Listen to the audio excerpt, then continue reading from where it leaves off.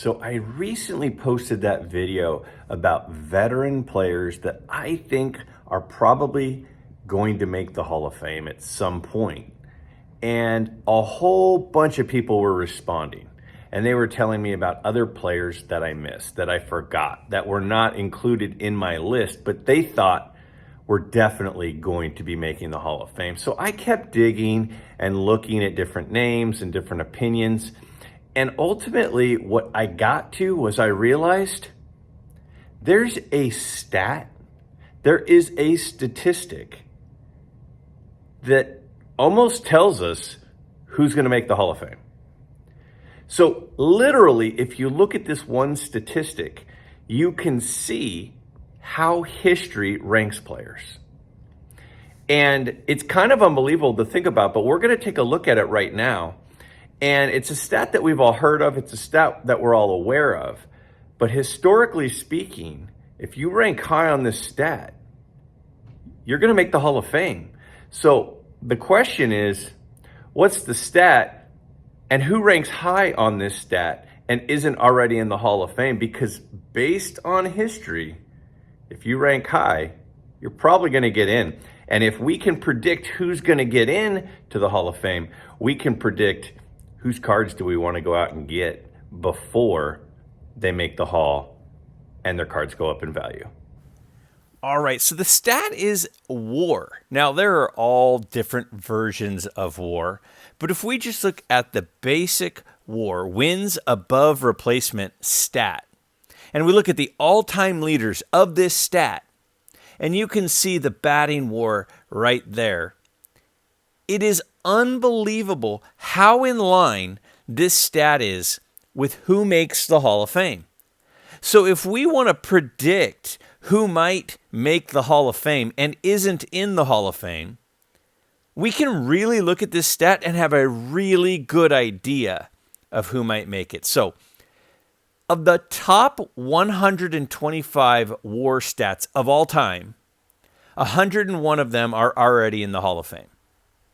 So 101 out of 125. Now, 7 of them are not yet eligible because they are either still playing or the period of time has not yet passed until they are eligible. There are 7 more players who have ties to performance-enhancing drugs or have been banned from baseball. So, if we look at the all-time WAR not in the Hall of Fame because they're not eligible yet, number 29 of all time is Albert Pujols. The 40th highest WAR of all time is Adrian Beltre, who I believe is available to make it this year. Mike Trout is number 58. Clayton Kershaw. Justin Verlander. And, I mean, you look at these names and you're like, yeah, these guys are probably going to make the Hall of Fame. Zach Greinke and Max Scherzer. So these 7 guys, it's not that they won't make the Hall of Fame. It's just they haven't yet had the opportunity to make the Hall of Fame. So again, 101 of the 125 are already in. Plus these 7 guys, I'm going to guess they're all going to make it. That puts us at 108 out of 125. Now, of the remaining 125, you have Barry Bonds, who, I mean, again, these are all guys that are banned or have PED association. So you have Barry Bonds, Roger Clemens, both in the top 10 of all time in WAR. Alex Rodriguez, number 16. Pete Rose, number 65.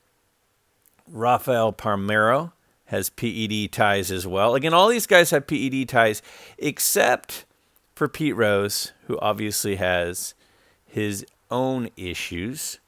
And then Robinson Cano, who obviously has PED ties, plus he's not yet eligible. So I would say out of this list, I mean, I don't know how people feel about Cano, but the rest of them statistically are probably Hall of Fame possible. I mean, likely if it wasn't for their associations to issues. So the number 125 WAR of all time, not yet in the Hall of Fame. 6-time All-Star, 2-time NL ERA title winner, 1-time MLB win leader, all-time career ERA is 3.28, a really good career win-loss percentage. And has almost 2,400 career strikeouts.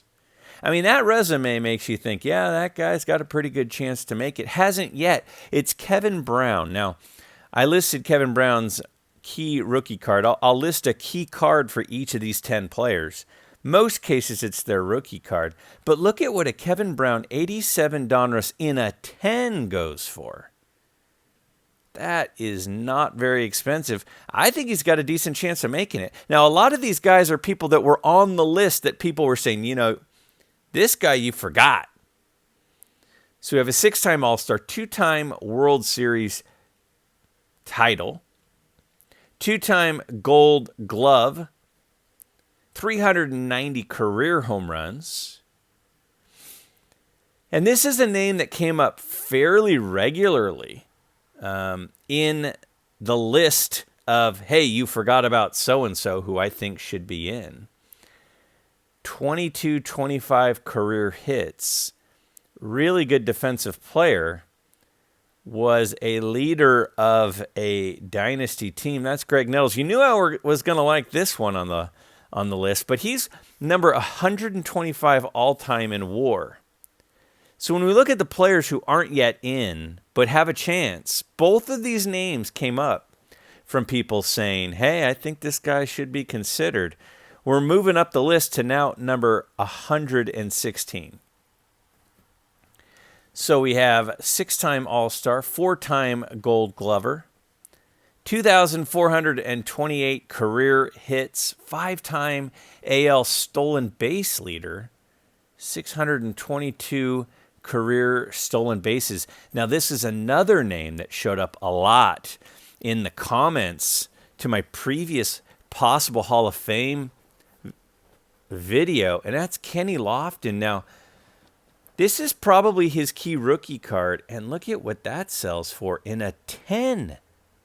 Now, I know there are a lot out there of this card. I know that this is we're right in the junk wax era, but still, if he makes the Hall of Fame, which I think a lot of people think he will, it'd be interesting to see what happens to a card like that. Again, it would probably need to be in a 10.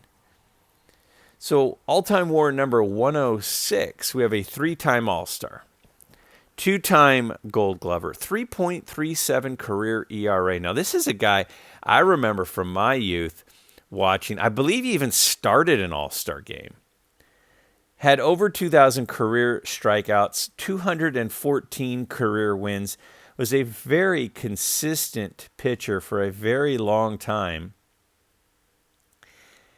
And who do you think this one might be? Might surprise you, this name. Rick Russell. Now look at what a Rick Russell rookie card in a PSA 7 goes for. Again, it's a good $25 to send a card in, get it graded, and send it back. But his rookie card in a 7, in a PSA 7 is... And how about this next guy on the list? This is number 102, career WAR of all time. And this is a name that comes up a lot when you're talking about guys who could make the Hall of Fame but aren't yet in there. 9-time All-Star, won a Rookie of the Year award, 2-time Silver Slugger, 3-time Gold Glover. Now he didn't just hit and get a lot of them, over 2,700, but he also could hit for power, 435 home runs. Now you look at that and you go, how is this player not yet in the Hall of Fame? And I think that that's a common theme. It's like, which of these guys should or shouldn't get in? Well, based on their WAR, which really takes everything into account, Carlos Beltran is a guy that I think's probably going to get in. Now, he had some affiliation with some of the Astro World Series stuff going on, and the whole scandal that happened there. I don't know. I think he gets in. So now we're into the top 100. We're at number 96 of all time on the WAR stat chart. 6-time All-Star, 4-time Gold Glover, won a Silver Slugger. which is always a very impressive award as well.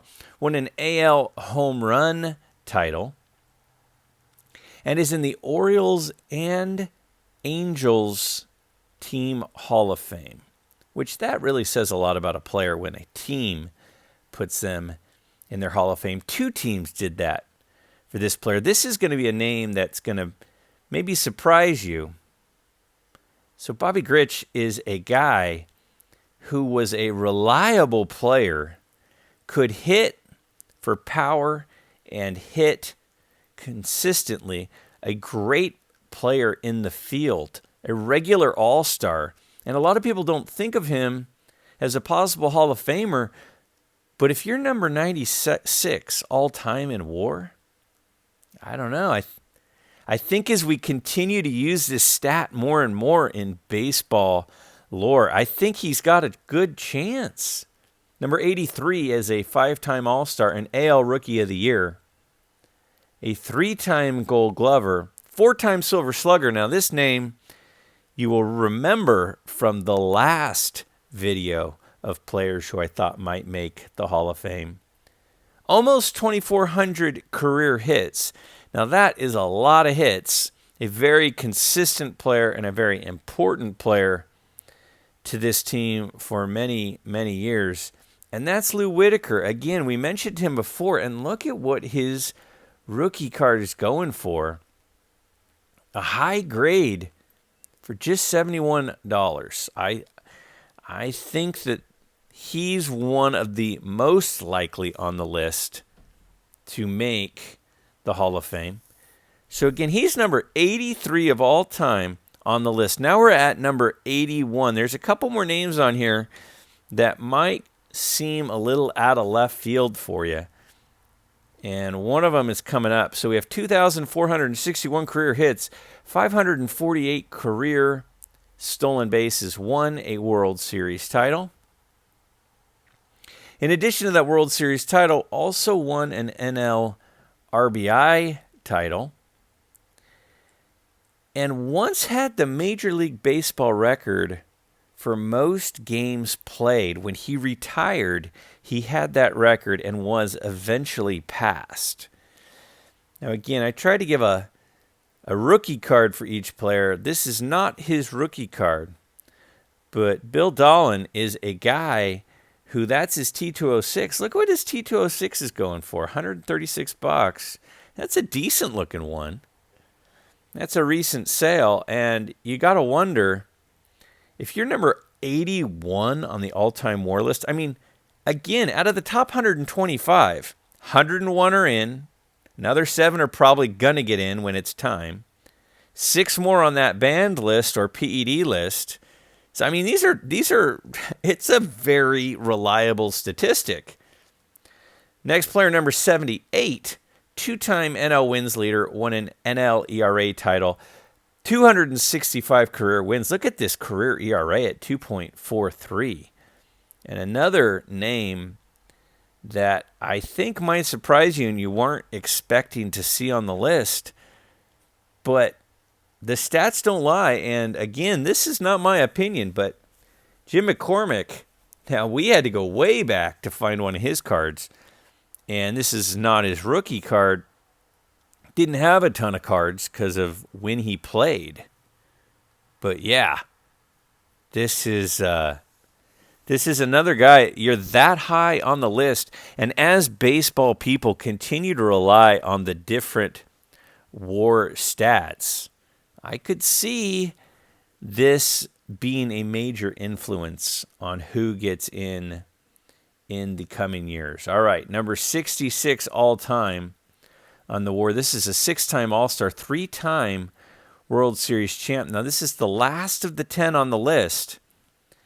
2-time MLB win leader, 2-time NL strikeout leader, and over 3,000 career strikeouts. Now, some people might feel like there's an association to PEDs here. I don't think there's any definitive grouping of him being in that, but that is quite a stat line to not already be in the Hall of Fame, and that's Curt Schilling. Now, Curt Schilling is in the heart of the junk wax era and doesn't really have a great rookie card because there were so many of that card printed. But in a 10, you're not going to get a ton of 10s with that border. So a 10 might have a fair amount of value, but that is probably his go-to rookie card, believe it or not. So in a 10, that's not much money. And I think Curt Schilling makes it into the Hall of Fame. So again, do I think all of these guys should be in the Hall or will get in the Hall? Not necessarily, but if your WAR is in the same category as so many of the all-time greats, and so many of these guys are already in the Hall, I think you got a pretty good chance at it.